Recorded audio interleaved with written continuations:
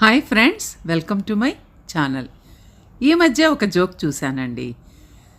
దేవుడు ప్రత్యక్షమైతే భక్తుడు కోరుకున్న వరం అది. ఆ వరం ఏంటో తెలుసా?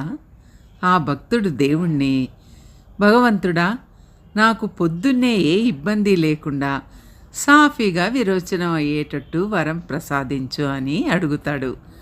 ఇది వినటానికి జోక్గానే ఉంది, కానీ నిజంగా దాంతో బాధపడే వాళ్లకు నిజంగానే అది వరం లాంటిదేనండి. అందుకే ఈరోజు మన టాపిక్ బలబద్ధకమా? అయితే ఈ ప్రయత్నాలన్నీ చేసి చూడండి, హాయిగా ఉంటారు.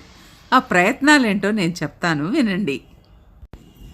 మలబద్ధకం అనేది అత్యంత సాధారణ సమస్య.